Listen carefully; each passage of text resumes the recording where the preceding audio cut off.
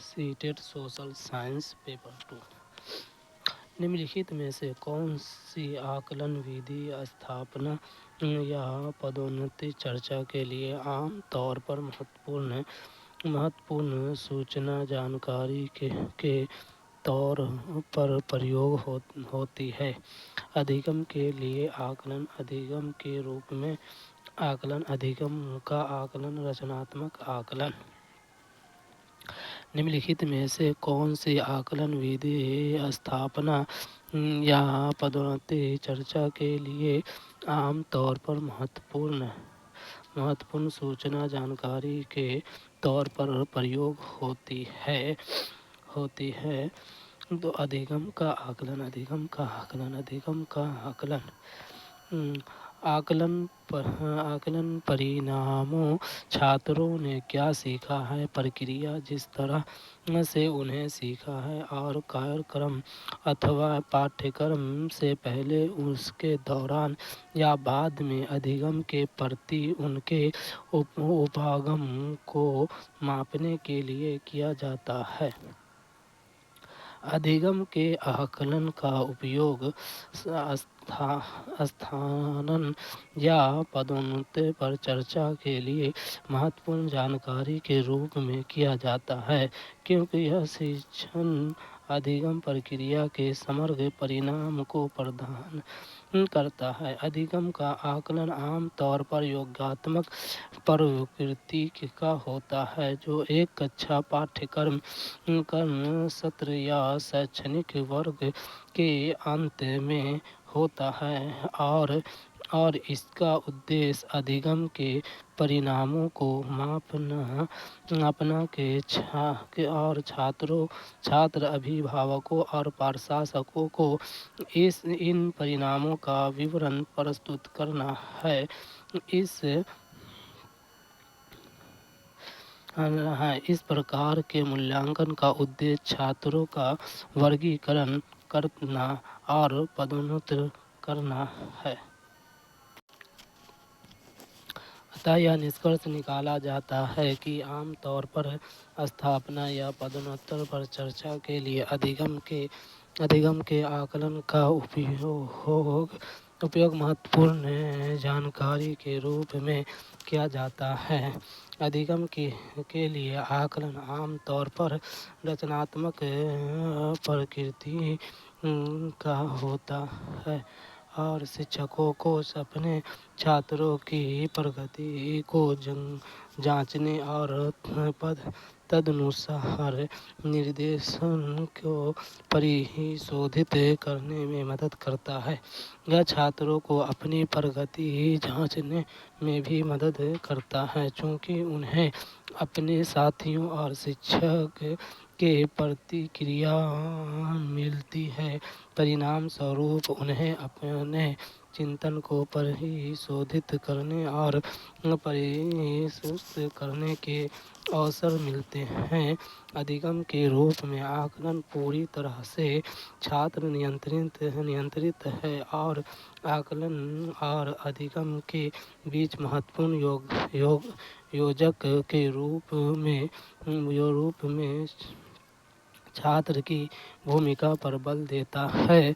रचनात्मक आकलन अधिगम के लिए आकलन का एक भाग है। निम्नलिखित प्रश्नों में से कौन से तथ्यात्मक ज्ञान का आकलन करते हैं? समोच्च जुताई क्या है? अंतिम मुगल बादशाह ने अपने जीवन के अंतिम वर्ष कैसे जिए? इतिहासकार पुराने समाचार पत्रों से प्राप्त सूचनाओं को पुलिस विवरण रिपोर्ट में पाई जाने वाली सूचना से भिन्न क्यों पाते हैं? यदि आप संसद के सदस्य होते तो ऐसे 2 प्रश्न की सूची बनाइए जो आप पूछना चाहते हैं।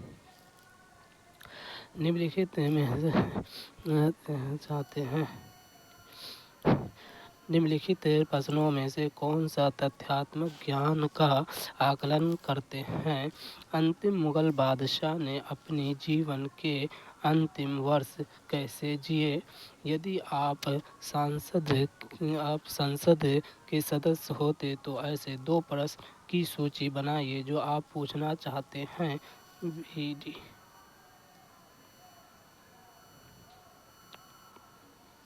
तथ्यात्मक ज्ञान का वह ज्ञान है जो विशिष्ट विषयों प्रशिक्षणों के लिए मूलभूत होता है। यह आयाम आवश्यक तथ्यों, शब्दावली, विवरण या तथ्यों को संदर्भित करता है जिसे छात्रों को किसी प्रशिक्षण को समझने या इसमें किसी समस्या को हल करने के लिए उसे जानना या उससे परिचित होना जरूरी होता है। अंतिम मुगल बादशाह ने अपने जीवन के अंतिम वर्ष कैसे जिए। यह प्रश्न तथ्यात्मक ज्ञान की जांच करने वाले मुगल बादशाह के बारे में तथ्यों पर आधारित है। यदि आप संसद के सदस्य होते तो ऐसे 2 प्रश्न की सूची बनाइए जो आप पूछना चाहते हैं। यह प्रश्न भी तथ्यों पर आधारित है क्योंकि संसद में पूछे गए 2 प्रश्न तथ्यात्मक ज्ञान पर आधारित होते हैं। अतः यह निष्कर्ष निकालता है बी और डी सही है।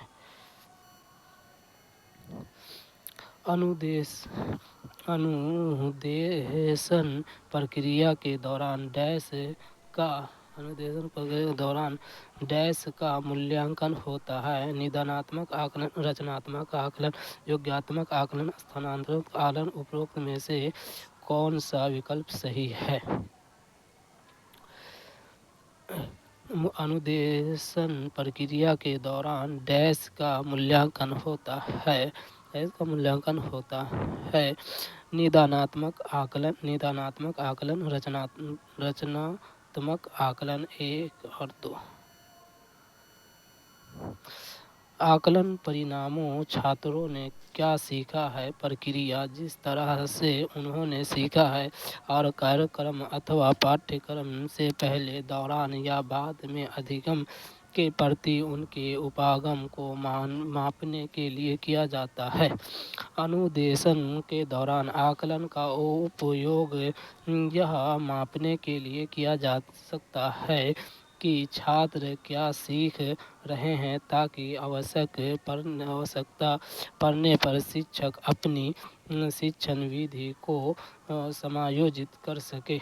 रचनात्मक आकलन छात्रों के प्राप्ति में सुधार के लिए शिक्षक और अधिगम की गतिविधियों को संशोधित करने के लिए अधिगम की प्रक्रिया के दौरान शिक्षकों द्वारा नियोजित औपचारिक और अनौपचारिक आकलन प्रक्रियाओं की एक श्रृंखला है। यह एक सतत प्रक्रिया है जो आमतौर पर शिक्षक द्वारा एक निर्भर और सहायक वातावरण में छात्रों की प्रगति की निरंतर निगरानी के लिए की जाती है।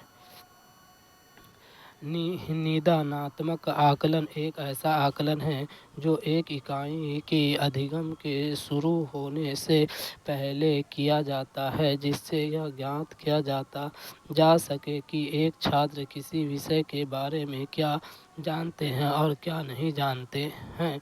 आकलन का यह रूप यह पता लगाने में मदद करता है कि छात्र अपने अधिगम स्तर पर कहाँ हैं और छात्र को अधिगम के स्तर के लिए कौन सी विधि उपयुक्त है जो उनके अधिगम को जारी रखने या सुधारने के लिए आवश्यक है। अतः यह निष्कर्ष निकाला जाता है कि अनुदेशन प्रक्रिया के दौरान होने वाला आकलन रचनात्मक और निदानात्मक आकलन है। योगात्मक आकलन एक पाठ्यक्रम की एक इकाई के अंत में या पाठ्यक्रम के अंत में किया जाता है। यह प्रतिपुष्टि प्रदान नहीं करता बल्कि यह शिक्षण अधिगम प्रक्रिया का समग्र परिणाम प्रदान करता है। विद्यार्थियों में प्रवेश, व्यवहार या पूर्व ज्ञान को मापने के लिए शिक्षण अधिगम गतिविधियों के आयोजन से पहले स्थान आकलन किया जाता है। निम्नलिखित में से कौन सा प्रश्न ज्ञानात्मक प्रक्रिया को अवबोध पहलू का आकलन करता है? कृषि विकास शब्द से आप क्या समझते हैं? लोगों को एक संसाधन की तरह क्यों माना जाता है? जनसंख्या विस्फोट को परिभाषित कीजिए। तीन विशेषताओं को सूचीबद्ध कीजिए जो जनसंख्या बदलाव परिवर्तन का कारण बनती है। एक नए कानून के विधिकरण लागू होने में नागरिक क्या भूमिका निभा सकते हैं?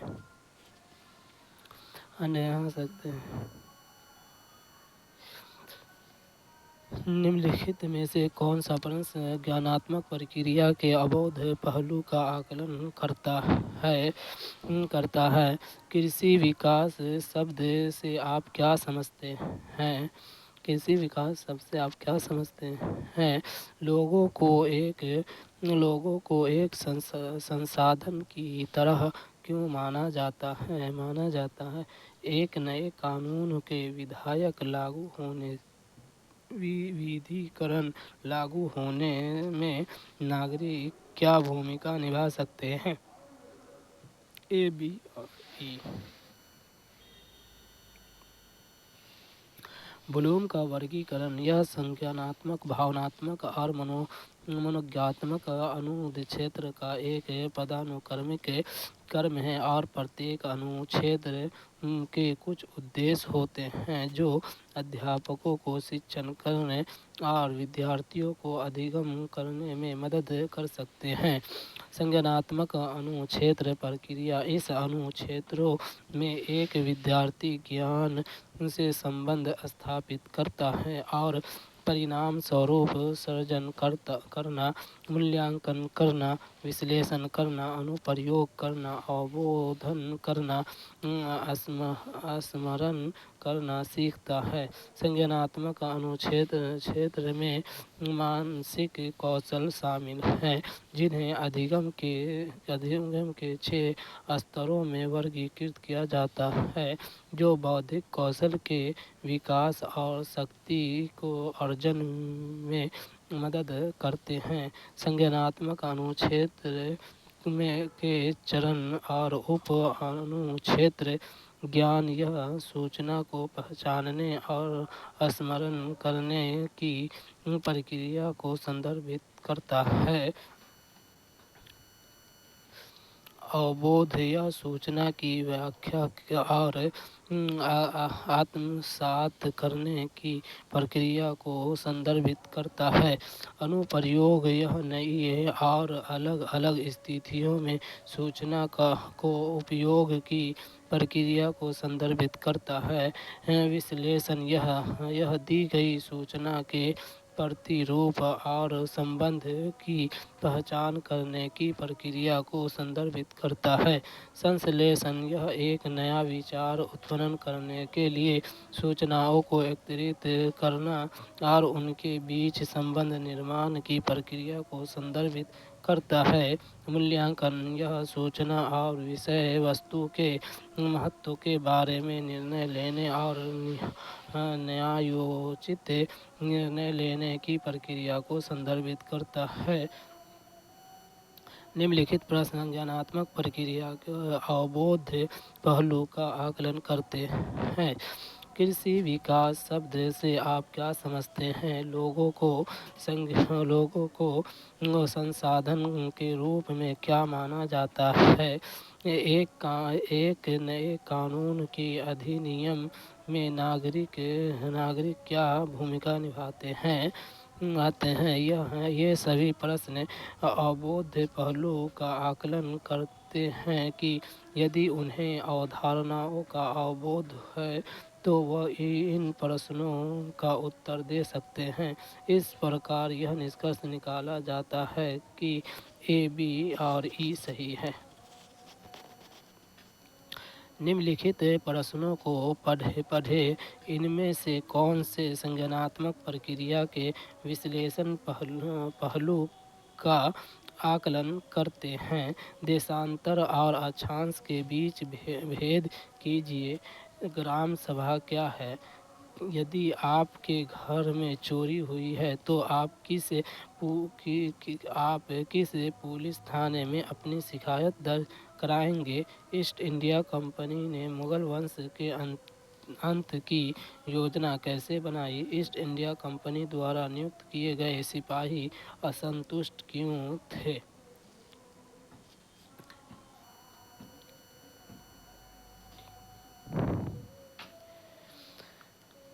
निम्नलिखित प्रश्नों को पढ़ें। इनमें से कौन से संज्ञानात्मक प्रक्रिया के विश्लेषण पहलू का आकलन करते हैं? देशांतर और अक्षांशों के बीच भेद कीजिए। ईस्ट इंडिया कंपनी ने मुगल वंश के अंत की योजना कैसे बनाई? ईस्ट इंडिया कंपनी द्वारा नियुक्त किए गए सिपाही असंतुष्ट क्यों थे?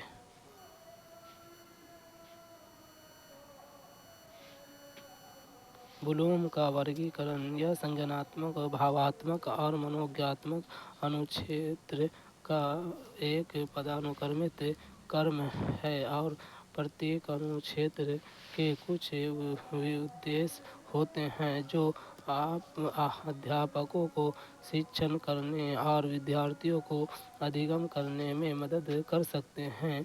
संज्ञानात्मक अनुक्षेत्र प्रक्रिया इस अनुक्षेत्रों में एक विद्यार्थी ज्ञान से संबंध स्थापित करता है और परिणाम स्वरूप सृजन करना, मूल्यांकन करना, विश्लेषण करना, अनुप्रयोग करना, अवबोधन करना, स्मरण करना सीखता है। संज्ञानात्मक अनुक्षेत्र में मानसिक कौशल शामिल हैं जिन्हें अधिगम के 6 स्तरों में वर्गीकृत किया जाता है जो बौद्धिक कौशल के विकास और शक्ति को अर्जन में मदद करते हैं। संज्ञानात्मक अनुक्षेत्र के चरण और उप अनुक्षेत्र। ज्ञान यह सूचना को पहचानने और स्मरण करने के प्रक्रिया को संदर्भित करता है। अवबोध यह सूचना की व्याख्या और आत्मसात करने की प्रक्रिया से संदर्भित करता है। अनुप्रयोग यह नई और अलग अलग स्थितियों में सूचना को उपयोग की प्रक्रिया को संदर्भित करता है। विश्लेषण यह दी गई सूचना के प्रतिरूप और संबंध की पहचान करने की प्रक्रिया को संदर्भित करता है। संश्लेषण यह एक नया विचार उत्पन्न करने के लिए सूचनाओं को एकत्रित करना और उनके बीच संबंध निर्माण की प्रक्रिया को संदर्भित करता है। मूल्यांकन यह सूचना और विषय वस्तु के महत्व के बारे में निर्णय लेने और न्यायोचित निर्माण लाने की प्रक्रिया को संदर्भित करता है। संज्ञानात्मक प्रक्रिया का विश्लेषण करने वाले प्रश्न निम्नलिखित हैं। देशांतर और अक्षांश के बीच भेद कीजिए। इस प्रश्न में छात्र देशांतर और अक्षांश का विश्लेषण करते हैं फिर वह उनमें विभेद करने में सक्षम होते हैं। ईस्ट इंडिया कंपनी ने मुगल वंश के अंत की योजना कैसे बनाई? ईस्ट इंडिया कंपनी और मुगल वंश का विश्लेषण कीजिए। ईस्ट इंडिया कंपनी द्वारा नियुक्त किए गए सिपाही असंतुष्ट क्यों थे? ईस्ट इंडिया कंपनी के बारे में विश्लेषण कीजिए।